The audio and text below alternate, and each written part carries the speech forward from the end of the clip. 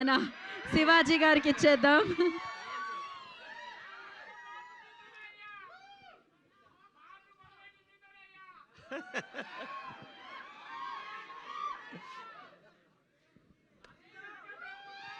అందరికీ నమస్కారం అండి.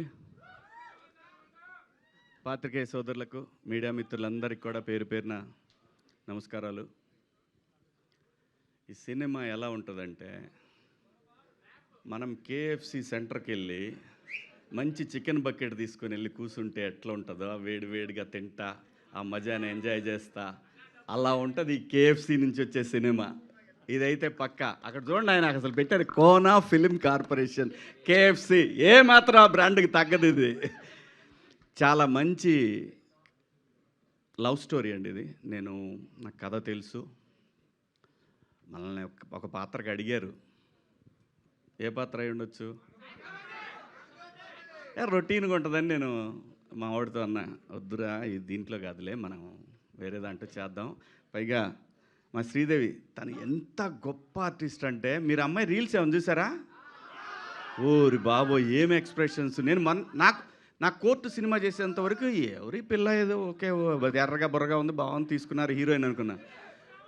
ఆ సినిమా అయిపోయినాక 6 నెలలకి తనకు ఒక రీల్ పెట్టానమాట శ్రీదేవికి. ఏటమ్మా ఇదే అని అన్నా. అస్సలు బాబోయ్, ఇందాక అదే చెప్తున్నాను. అందుకు ఎంత మంచి ఆర్టిస్ట్ అంటే చాలా చాలా మైన్యూట్గా ఉంటాయి తన రీల్స్లో ఇచ్చే ఎక్స్ప్రెషన్స్. చాలా గొప్ప ఆర్టిస్ట్ అవుతుంది, చాలా దూరం వెళ్తుంది. అలాగే రోహన్ ఏదోట్లే అబ్బా, నా ఇష్టం వచ్చిందంట మంగపతి ఇక్కడ. నాకు అది కన్ఫ్యూజు. మాకేమో 90స్లో రోహన్ గాడు ఉన్నాడు, ఈయన రోషన్ గాడు. ఎక్కడ తెచ్చేది నేను? సరే, వీళ్ళిద్దరూ very close to my heart. So మంచి డాన్సరు, మంచి టైమింగ్ ఉన్న artist, long way to go. పైగా మనోడి హ్యాండ్ కూడా మంచి లెగ్, బ్రహ్మాండంగా వరుసన మంచి మంచి బ్యానర్స్లో మంచి సినిమాలు చేస్తున్నాడు, మంచి బిహేవియరు. సో ఇది చాలా ఇంపార్టెంట్ అప్కమింగ్ ఆర్టిస్టులకి. సో ఇవన్నీ పుష్కలంగా ఉన్నాయి మా వాళ్ళు. చాలా బాగా చేశాడు ఈ సినిమాలో. మీకు మనోడి డ్యాన్సుల గురించి మీకు చెప్పేదే ఉంది. అందరూ బాగా చేశారు. డైరెక్టర్ గారి కథ నేను విన్నాను, చాలా బాగా చేశాడని చెప్పారు. సో కోనా గారి ఆ గొడుగు కింద వీళ్ళందరూ కూడా చాలా సేఫ్ జోన్లో ఈ సినిమా నుంచి నెక్స్ట్ లెవెల్కి వెళ్ళబోతా ఉన్నారు వీళ్ళందరూ. ఖచ్చితంగా కోనా గారి ఫోటో వాళ్ళ జీవితకాలం పెట్టుకోవాలి, కొత్త డైరెక్టర్ కానీ వీళ్ళందరూ కూడా. ఎందుకంటే వీళ్ళందరికీ ఎవరికి తెలీదు, ఈవెన్ మన శివగారికి కూడా తెలీదు. కోనా గారు ప్రొడ్యూసర్గా చేసిన సినిమాకి ఆ సినిమాకి చేసిన ట్రైలర్కి నేను అసిస్టెంట్ అనమాట అక్కడ ఆ స్టూడియోలో, ఎడిటింగ్ డిపార్ట్మెంట్లో, రాజ్భవన్ రోడ్లో.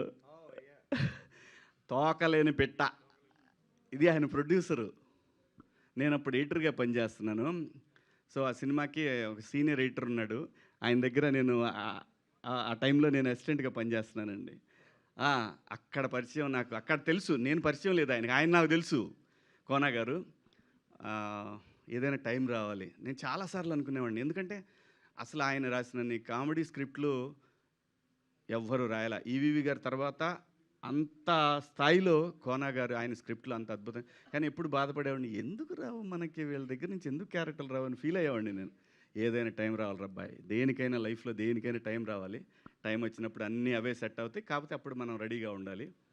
సో ఈ సినిమా రేపు 13వ తారీఖు రిలీజ్ అవుతూ ఉంది. సేమ్ కోర్టు డేట్ అందరూ 14 కదా అంటారు, 13న ప్రీమియర్ వచ్చాం, ఆ రోజే హిట్ టాక్ వచ్చింది. ఇది కూడా అంతే, మార్చి 13 సూపర్ హిట్ అవుతుంది.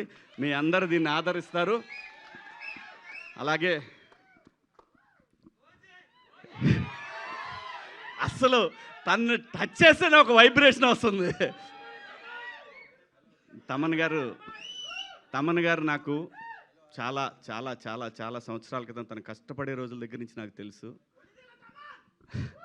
నందమూరి తమన్ కావచ్చు, కొణిదెల తమన్ కావచ్చు, తెలుగోళ్ళ తమన్, అది చాలా బాగుంది కదా. జై తమన్. సో అందరికీ కూడా పేరు పేరున ఇక్కడికి వచ్చేసిన మీ అందరికీ కూడా thank you so much. Thank you Kona గారు పిలిచినందుకు. థ్యాంక్ యూ మీడియా మిత్రులకు అందరికీ కూడా థ్యాంక్స్.